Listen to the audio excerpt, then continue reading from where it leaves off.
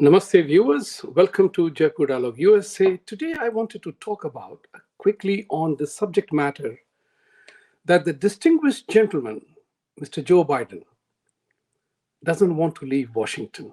Even at the young age of 80, he wants to go for it again in 2024. And the interesting part about Mr. Biden's presidency is that he has been the longest man living in the swamp, as known as the Washington, D.C. swamp. He knows everything. There is nothing that he doesn't know. But as Indian Americans, this is a very remarkable opportunity for us to make an assessment. Do we need to vote the Democrat Party and Mr. Biden? What does the party and the person stand for in relation to us as the Indian community, immigrant community in this part of the world? We all know now there are enough statistics and WhatsApp university conversation giving us the full information that we belong in the highest median income in America, with over $143,000 to the lowest, the white Americans at $63,000. They are almost aghast that this is a community that does as well. But the important factor is, are the policies of Mr. Biden and the Democratic Party anywhere near helping us? The two very important things have happened only a few days ago. They are imposing a tax and higher interest rate requirement for successful people who have higher credit rating. The whole purpose of credit rating is to get a good rate of interest on your mortgages, car purchases, car leases, and a variety of activities that we do. There is a reward for being a good earning member and having a good credit record. Now, what is going to happen, what is proposed, is that the people with higher credit rating must pay higher interest to subsidize those who have poor credit rating. That's called equality and equity. Think about it. A country that was based on performance, that is based on reward for hard work, is punishing those people who are working hard, keeping good record of themselves, yet get punished because somebody else needs to be paid, who is reckless and who has circumstances beyond his control, going through a tough time. Hey, we all do. We have all been through a patch. Startups, living in a small home, moving into a bigger home, working hard, educating ourselves. This is something that every Indian in America must think. Are Biden's policies, not the person. I don't think as a person, he dislikes Indians. No, I don't think so. But I'm talking about the policies which affect us. This is important. They talk about immigration. They're letting millions of immigrants come from southern border. But they are not worried about how to provide support to hundreds of thousands of H-1B employees who came here on a job transfer because they got a job to work in America, not for their benefit, but to help American economy. Think about it. It's important. It's a case of a mutual benefit. An Indian coming here on H-1B visa has a better quality of life, lives in America, provides his children a good education, but that's where it ends. Because America benefits a lot when they get a qualified guy to work here. The families who come here and contribute with higher taxes, no problem as a law and order. Why not regularize them? You talk about DACA. Sympathy factor remains. But I'm saying, are we getting ignored? And what is important for the Indians living in America is to bear in mind, everything anti-India, anti-Hindu is happening in Democrat-run states and councils, in states where Indians are in great majority. It's like California, New York, Washington, Connecticut, New Jersey. These are the places where Indians are in majority and they live in majority numbers, and yet they are suffering because the Democratic Party wants to have policies that puts us into the direct shot of the Democratic Party agenda.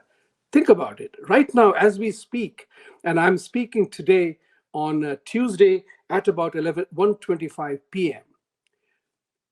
Right now in Sacramento, SB 403 is being discussed and debated upon. Who are the supporters of this SB 403 caste bill? It was sponsored by the first time California Senator, an Afghan lady. And she has the time and the ability and the resources to commit to talk about caste as an issue. This is what is sad. This is where you figure out that there is a definite agenda against us Indians. Right now it's going on. Hundreds of Indians have moved from San Diego to gone to Sacramento to protest. Several I know, I'm in a constant touch with them. I can't do anything from here, but we are supporting this entire. Guess who are supporters of the caste bill? The California senator, she's an Afghani, she talked about meeting with Indians in her constituency. Guess who were those? Picture said they were all Sikhs. There were no Hindus in it.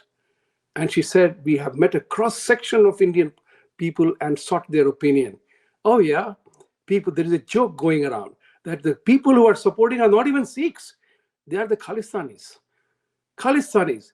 You know, I never knew Sikhs has caste too, all right? I thought people, when they migrated from Hindus to Christianity, Islam, and Sikhism and others, they abandoned caste. But this is where the issue is. Democratic Party and its people are supporting these initiatives in the name of freedom, totally disregarding our freedom in this matter. Now let's talk about a few other matters. Mr. Biden's policies, I'm talking about policies. This is very important for every Indian to remember that, because we have a vested interest in the governance of the country, and we ought to have, because we contribute a lot through our work, taxes, and our very civil life that we lead. But what is Mr. Biden doing? I mean, there is a retirement age of 65 that sets in to claim Social Security. Mr. Biden is 80 years of age. It's a tragedy of this country that the youth power is completely submerged. There is no youth visible on either side of the aisle, Republicans or Democrats.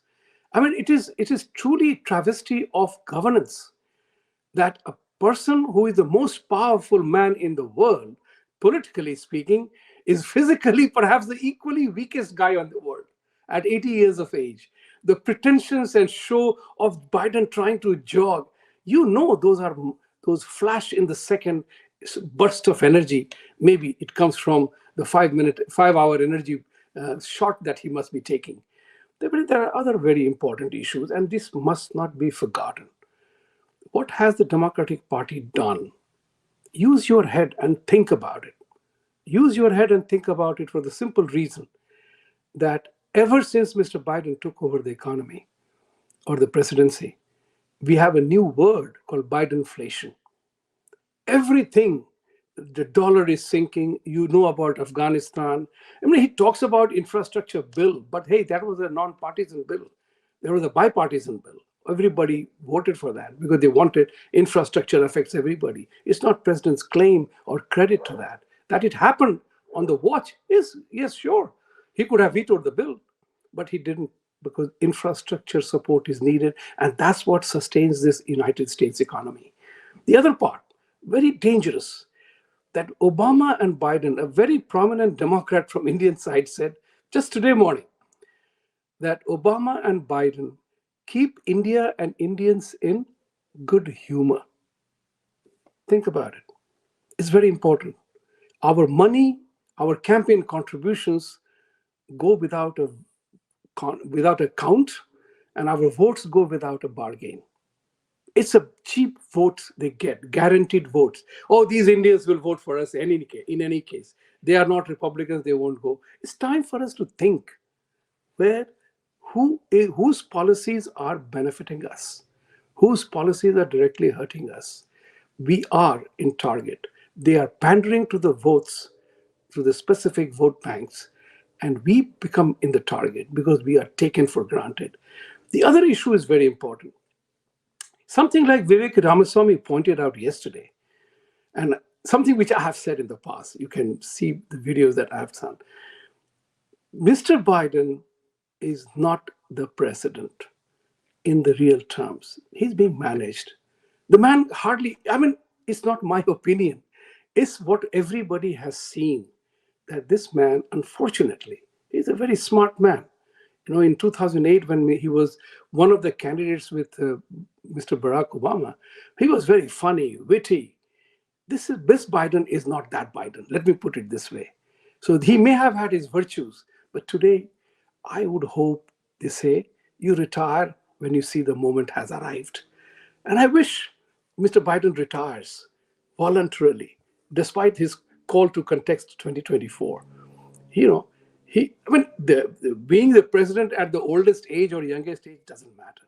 What matters is, are you effective enough, or you are being managed? As we know, we are living in a world where technology brings the news to us very fast. One doesn't need to read New York Times and Washington Post to know the thoughts I and you have. Use your head. The one question that has to be borne in mind for every Indian in America coming 2024 is Mr. Biden and his policies helping us or not? If those policies are not benefiting us, why do we have to vote for him? This is the question that I want to leave you behind. This question, this conversation has just begun. India back home is going to face election. United States is going to face election, and Rishi Sunak is going to face election. We are the talk of the town. The Indian vote will matter. India's vote will matter. And for us, we have to literally, figuratively speaking, and truly speaking, have to arise, awaken, assert, and act. That particular formula must work. Thank you. Please like, subscribe our channel, and support us. We are here to talk about things that others don't talk about. Thank you. Satyamev Jayate. Namaste.